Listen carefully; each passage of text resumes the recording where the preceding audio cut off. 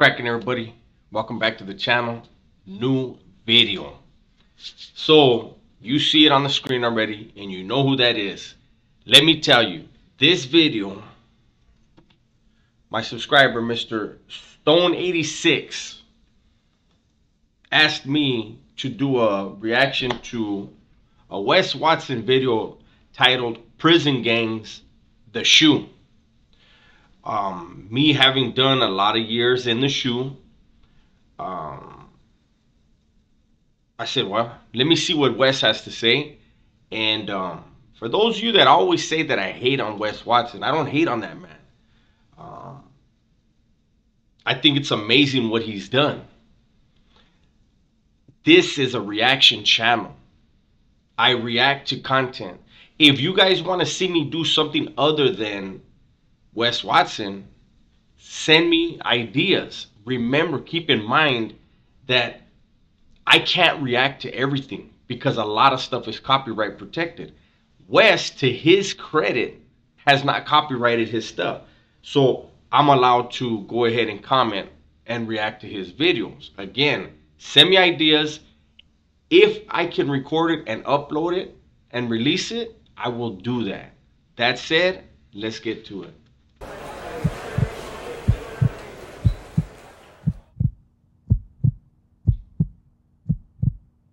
The SHU is the most militant place on planet fucking Earth.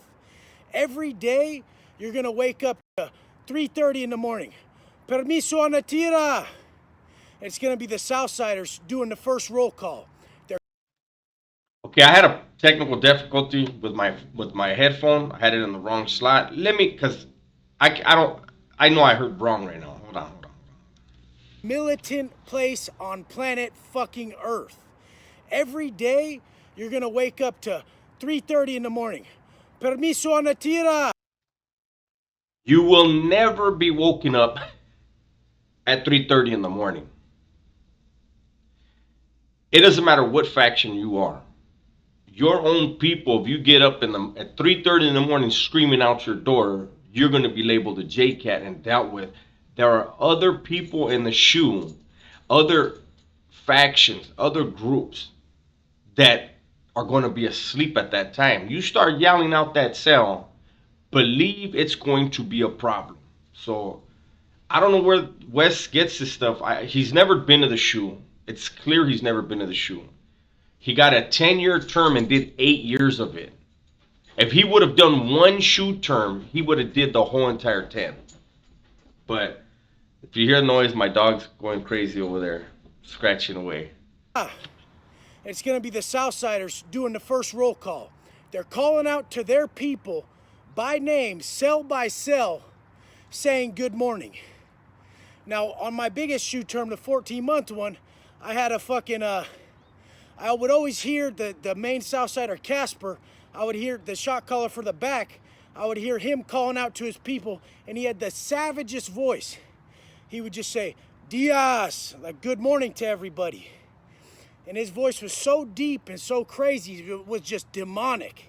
And this is at 3:30 in the morning every morning. In your cold ass, dark ass fucking cell in the SHU. Now this shit was just a life-changing experience because I didn't see who Casper, what he looked like for 8 months. Then when I finally saw him, I was shocked. He was fucking white. But then I thought about it and Casper fit. You know, the homies make their names fit the way they look. They're always good at that shit.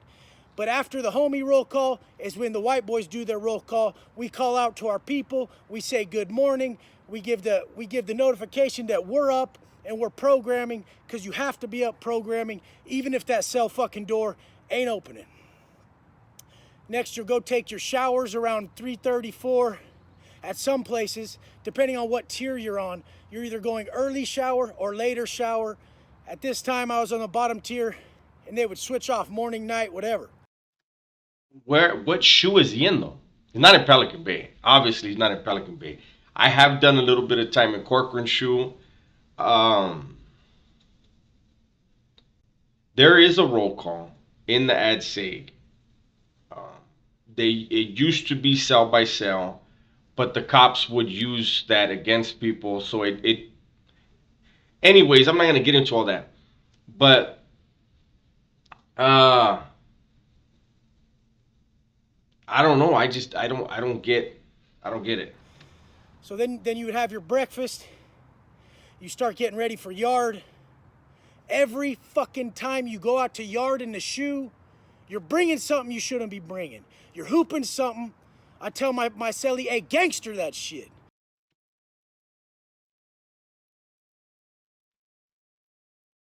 You don't go to the yard with anybody in the SHU. And if you have a cellie, your cellie doesn't go with you to the yard. You rotate most of the time, depending on the place. I'll say that. Depending on the place, you're in a cell 23 hours a day with another man, if you have a cellie, right, in the SHU. You're not going to go anywhere, and he's not going to go anywhere. As a courtesy, you rotate the yard. I'm talking about Pelican Bay. And you'd be like, hey, homie, you want to go today or you want to go tomorrow? Especially when you first get there, right? And you work a rotation, right? That hour or hour and a half that you're on the yard, right? 45 minutes, whatever you guys in the cell agree to. Whatever that is the man who gets to stay in the house that day. That is his time to relax. Do whatever he wants to do by himself. Okay? Everybody makes fun of the fact that Wes is always talking about hooping stuff. Now, there are certain things that are personal that you may want to hoop every day. But you're in the SHU. Like, the cops cannot come into your cell. Period. I don't, this whole environment and this whole world, this whole scenario that he creates about prison is so far from the truth. I'm wondering when he's claiming to have done a SHU term. I'm wondering when he is claiming to have done a SHU term, because there used to be group yard back in the days. But then they changed that to, I want to say around 2003 maybe, to the dog kennels, the dog runs. It's a cage. It's, if you go to yard, if you have a cellie, only you and your cellie can be in there. So it's not necessary for you have to be strapped up and ready to go. Why? The guy you live with is the guy who you're in yard with. This is crazy. It's astonishing. Again, I don't watch these videos. I want to have genuine reactions. I'm just blown away. Did Wes fall asleep? Wake up, Wes. We're back. We call it gangstering that shit when you hoop that shit. So he's always bringing something out, always got a kite, always strapped, always got something, always got heat on him.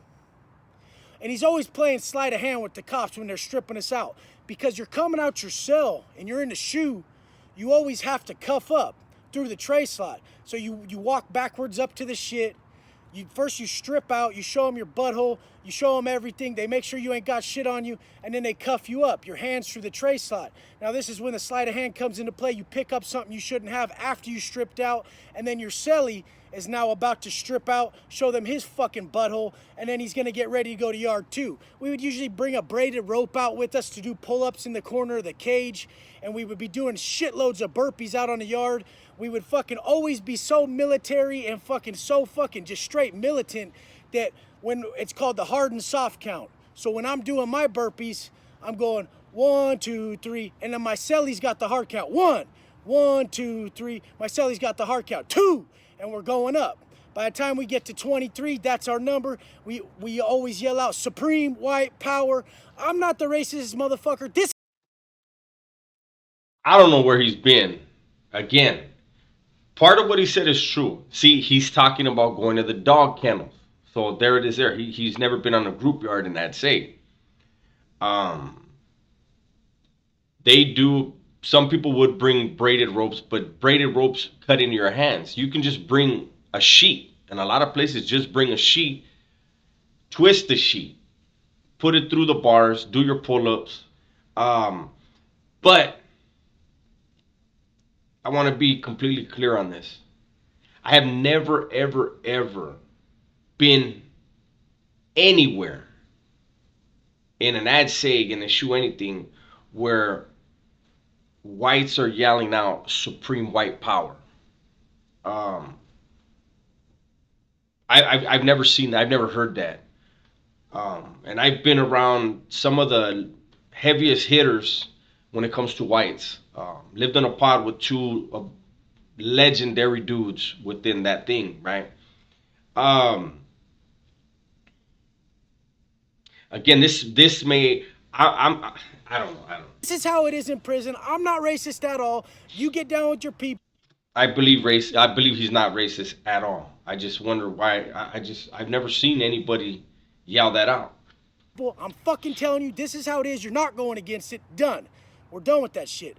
No more racist shit. This is how prison is. Understand the California prison system. Understand who people are when they're in there. And that's how it is. You're not going to fucking against it. I've seen some of the craziest fucking shit in the SHU, and one of the craziest shits I've ever fucking seen was when we had just went out to yard. We come back, and one of the blacks who never goes out to yard, he's been in there 4 fucking years, Boo Boo from Compton. He fucking gassed this bitch, Miss Miller, this CO. I don't like that word, bitch, my bad. But anyways, he gassed Miss Miller. He had a bunch of shit and piss in a bag, and when she came in up to the tray side, he squirted it in her face and shit. That was one of the sickest things I seen, because they took him out the cell and they beat the motherfucking shit out this fool. You gas a cop, you better believe you're catching 4 to 5 years, and you're getting your shit beat in you, especially if you fuck with one of their female COs. Man, that motherfucker had balls. He was pissed. He'd been in the back for a long time. He didn't give a motherfuck, you know? And then my neighbor, I've shared this. Gassing is a thing that some people do. I don't know why he said, man, he had balls. Gassing is very, very, it's frowned upon.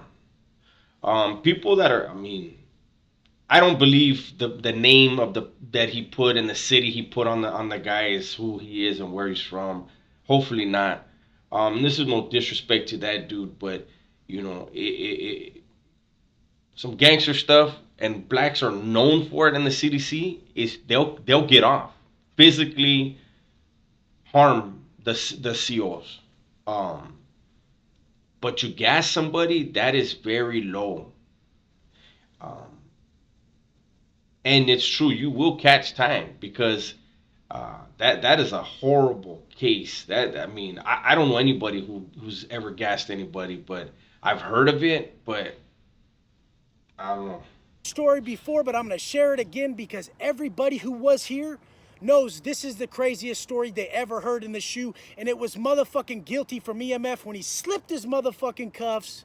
He put that shit around his fist like brass knuckles, and he lit the fuck up out of these 2 cops while they were taking him to the shower. He slipped his cuffs, just blah, blah, blah, just starts lighting them up, lacerating the shit out of their faces. And then he grabs their spray when they're knocked out on the ground, just starts soaking their faces. Psh, psh. We're hitting the doors. Everyone's hitting the fuck out of the doors. The place is lit the fuck up.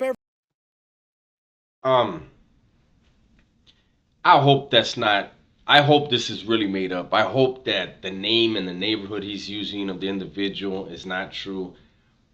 But I have to question again. When you are in the SHU, you are considered one of the most dangerous people in the California prison system. When you are under escort, there is a gunner following the 2 officers that are escorting. The gunner does not care about the convict.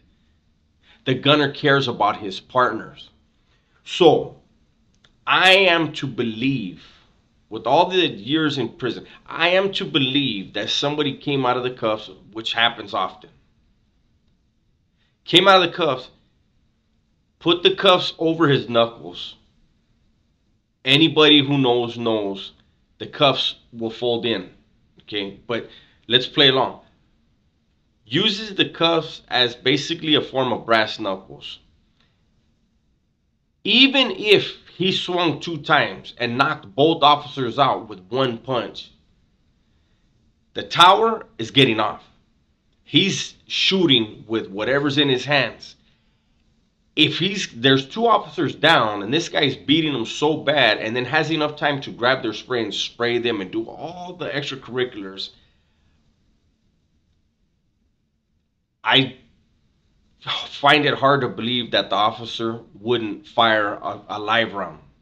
Not the launcher, not the baton rounds or whatever they want to call them, but the launcher non-lethal rounds. I believe in that instance they're gonna fire a live round. Um, I have no problem with Wes's motivational videos. I just don't get these type of videos. Like just about everything he has said, anyone who has done a SHU term, you don't see these things as far as the things that he's described. And again, anyone, doesn't matter who you are, when you're escorted in the SHU, you're in cuffs and you have 2 cops on you and there's a gunner trailing you. There's a gunner in the tower watching where you're going, what you're doing. Not for you, but for the 2 guards. He's looking out for his partners. Let's see what else. Everyone's going crazy. That's another thing I almost forgot. He's saying that everyone started pounding on their doors. Why? Why? You know, when you're on the yard and somebody's getting whacked, you don't get up and run and, oh fuck, you'll get yourself in trouble for fronting somebody off. Somebody's getting whacked by you, that's their business. Keep doing what you're doing. You know what I mean? They'll figure it out. If somebody's getting off in the SHU, the only time you hear, and they don't bang on the doors, they'll start, Pelican Bay, they'll start flushing the water. And you'll hear them, awa, awa. They're acting normal. They're not screaming, awa, ah. No, they're going to act normal. They're going to flush the toilet. And that's if somebody's getting whacked in the cell. And it's because they don't want the officers to hear what's happening in the cell. Something on this tier that's happening, anybody banging on their doors, if somebody would have got shot, whoever's on the tier getting off, and they would have got shot and killed, whoever that group is that person's with, and say, hey, who the hell started banging on their doors, huh? That's gonna be an issue. So this is just foreign. The stuff that I'm hearing is foreign.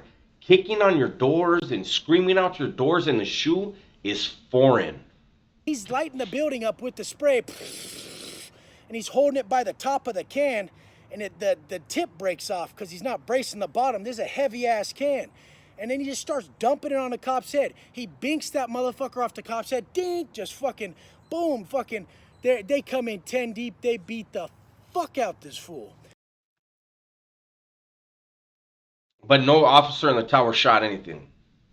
He's got all the time in the world. And where does this big canister come from? If it's that big, how does it fit on the cop's hip? Like, none of this makes sense. They took him back to the BMU where I was just at, and we didn't see him for at least like 3-4 weeks. You don't go from the SHU to BMU for getting off. BMU is when you're getting ready to go back out to the yard.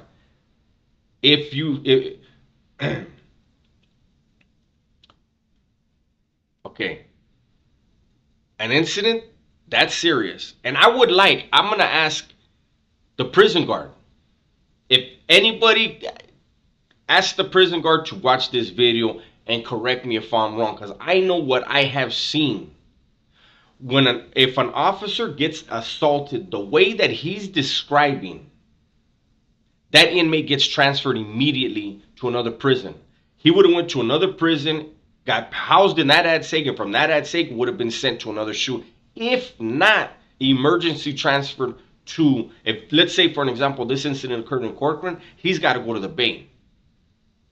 The reason being, if the officers there wind up killing him or hurting him, whatever, they want to cover themselves and at least send him to another SHU. He's still going to get broke off. That's absolutely 100% correct. But I have never seen where an inmate, a convict in the SHU or in ADSEG, assaults a cop and gets to stay in that same facility, in that same institution, they transfer him out quick, ASAP. They can't be there. When he finally came back, this fool, they treated this fool like Hannibal Lecter, man. They always had to, everywhere he got escorted, he needed a camera on him. He needed 2 officers and a lieutenant or a sergeant. Someone with stripes had to be on him too. And they had to make sure that fucking he was watched at all times because he could slip his fucking cuffs. So, I mean, this motherfucker, I mean, it was 2 weeks after that when they hit his pack because they kept fucking with him. And he told him, he said, keep fucking with me. Little ass kid. He was there for murder. He domed a fucking Asian liquor store owner right on camera, looking at. How does he know? This is the thing that makes me, whenever you have somebody telling you a story, especially outside of his group, outside of his car, and they have all these details, that automatically sends an alarm off of my head. There's too many details. This is made up. He's making it up as he goes.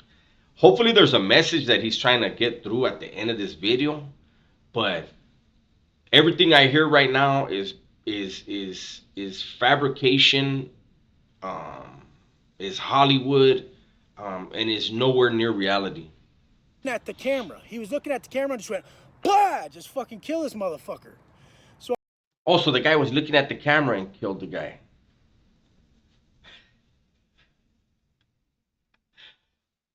I mean, you're dealing with some fucking nutcases. But the worst part is they got feeling. I've said it before.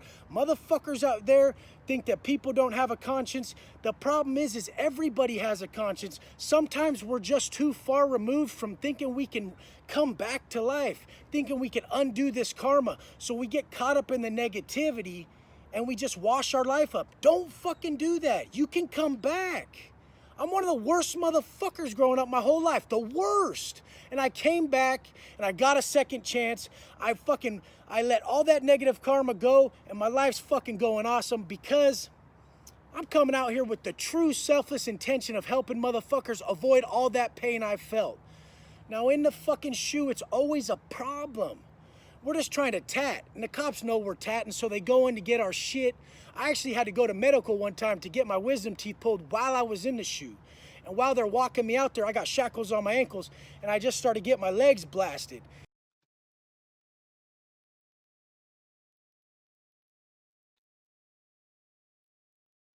How? How? You don't have access to plugs. You don't have access to batteries. What is the power source for his tattoo gun? Who left a mainline and keistered ink? That is not important. That is non-essential. When you're packing when you taking stuff to the back, the priorities go to the back, not tattooing. This story is mind-boggling. It's amazing to hear. It just gets more and more outlandish. So he's saying he was in the SHU and he was getting tattooed up and the cops knew about it. What is the power source? Where is the gun at? Where are you getting the needles from?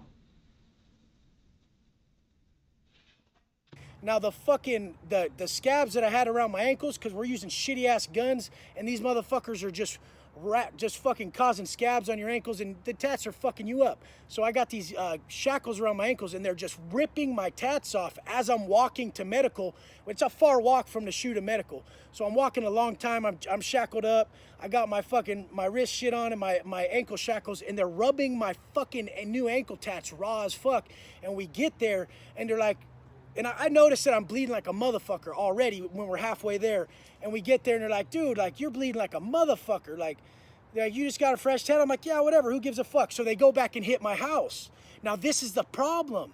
This CO chick, Miller, she had it against all of us back there. She just didn't like any convicts. She's one of those ones with a chip on her shoulder. She didn't want to see us do good. She acted like she got stabbed from my tattoo needle.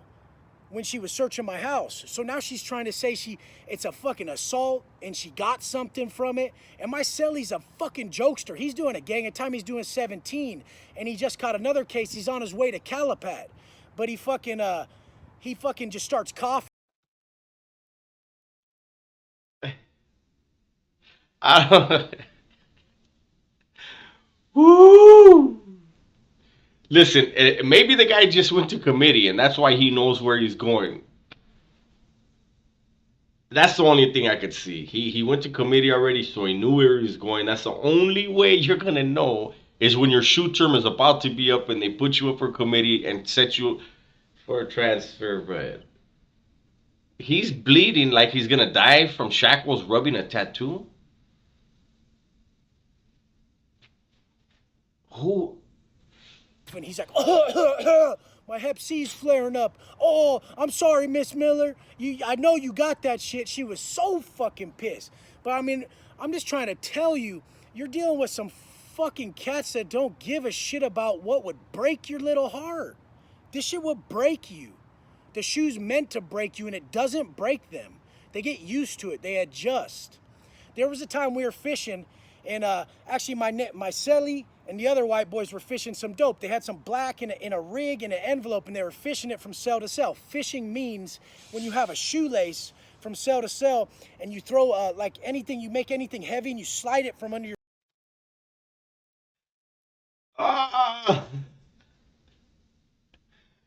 Oh, a shoelace. Okay. Where is he getting the shoelaces from? And how many shoelaces? Nobody makes a line out of shoelace. Oh, wow. This is. In Pelican Bay, you can't have shoes. When I was in Corcoran, I don't remember if you could have shoes.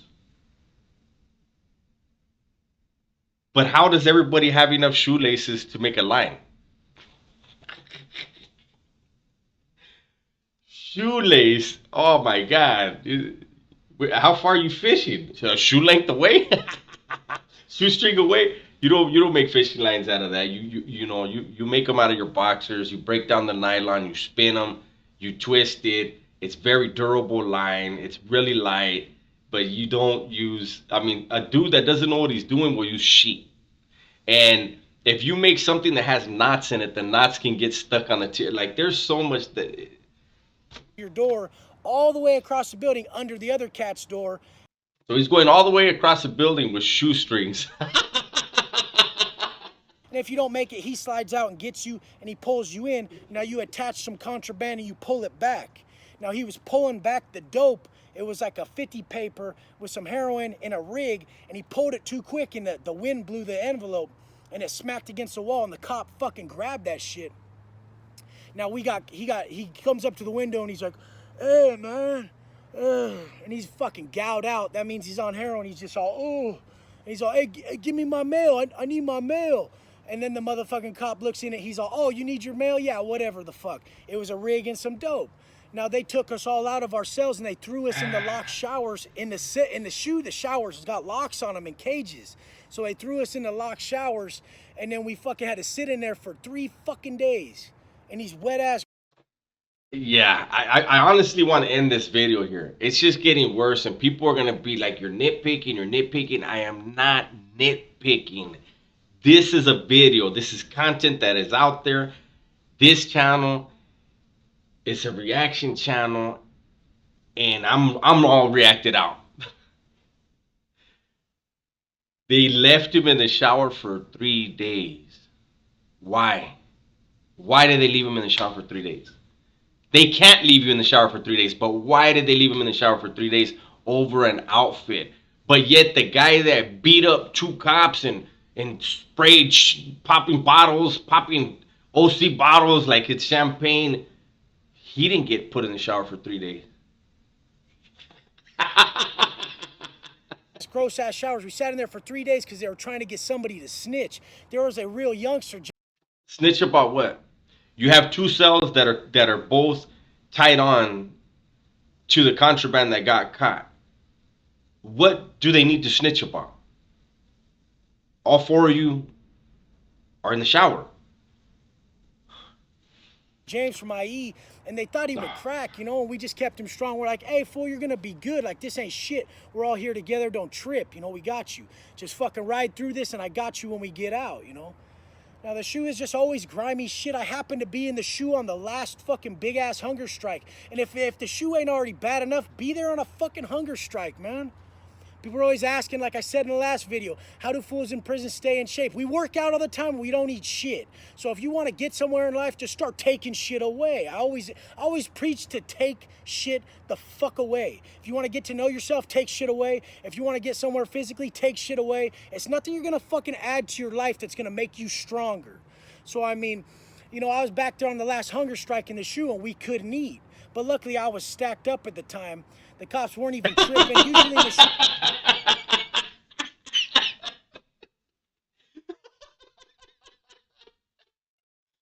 So he's gonna tell us a story about how bad it was, and he couldn't eat, but he stacked up with food, so he was eating, and it was not taking anything from him. I was involved in the very first hunger strike in 2000 in the SHU. Um, and we had no notice. We had like a few hours notice, like, hey, this is what's happening. We didn't have time to stack up. We were not stacked up, and we did starve. But he's bragging about a SHU and how hard. I mean, a hunger strike that was so hard to do, even though he was stacked with food. they put all your shit in brown paper bags, and at this time the cops weren't tripping. We were fucking, everything was good. They were allowing us some more canteen that we usually should have in our cells, so we were eating. They weren't too fucking crazy about the hunger strike. They filmed us all and they gave us all charges for fucking for being part of a hunger strike. So we all got 115s for being part of that hunger strike. Now, like, the hunger strike in the pen, if a motherfucker acts like there's fools who try to go against that shit, you know? They'll be like, oh, no, dude, fuck that. Like, they're already getting gay about it. Like, what happens if I eat? I said, motherfucker, you better not, man.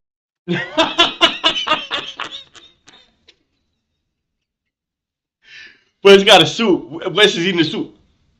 You better not. You bet.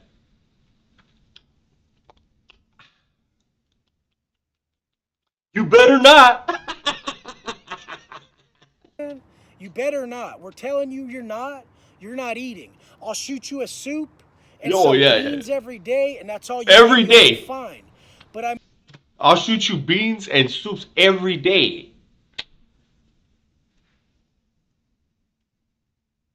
The max you can go to canteen is $55 in the SHU. There's a limit on how many soups you can buy. Wow.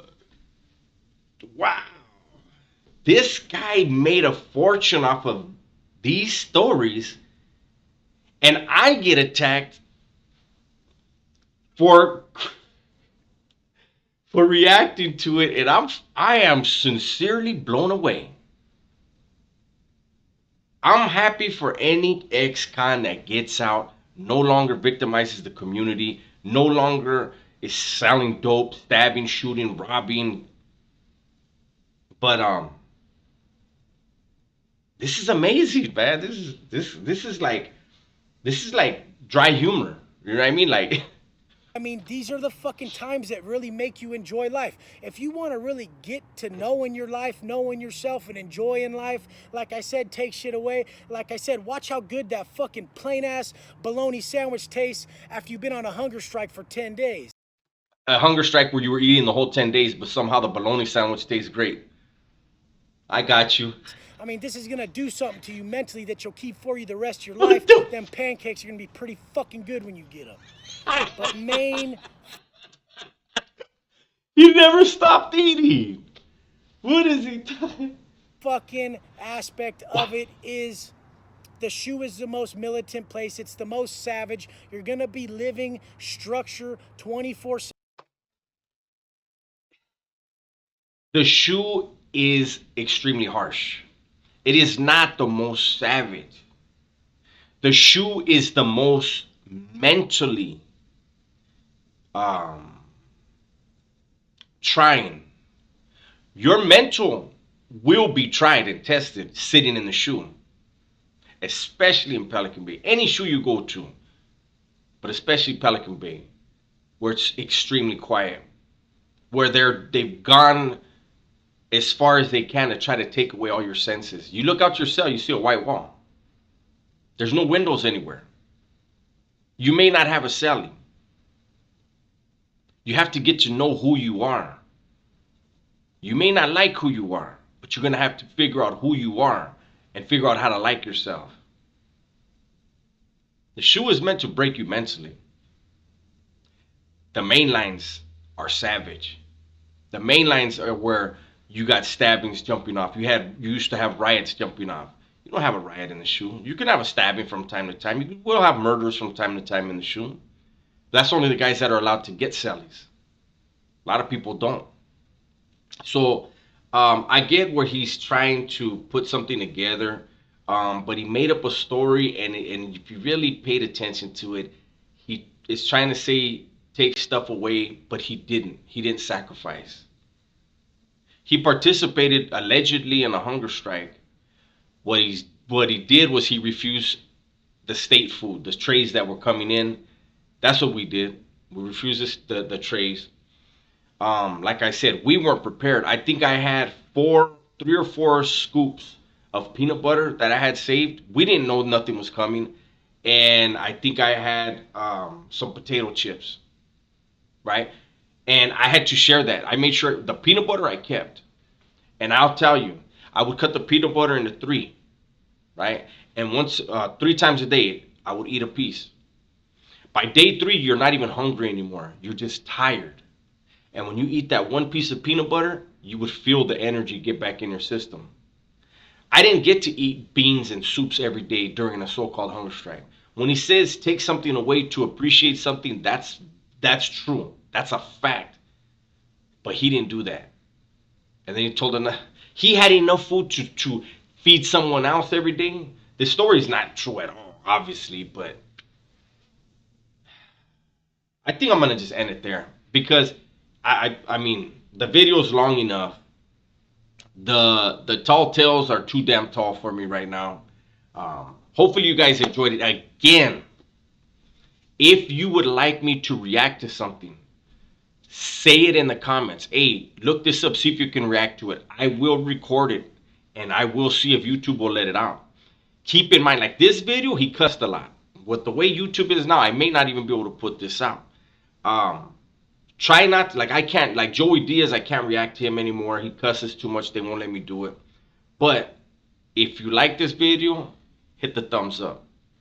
If you're not subscribed and you like the content, do me a favor and subscribe. If you know someone who would like the video, share it with them. If you didn't like the video, give me a thumbs down and let me know what you didn't like so I can try to work on it. Those of you that feel like I'm picking on Wes, and you know, I know how much money he has. I know how successful he is. I'm nowhere near that level, but I also don't make stories up.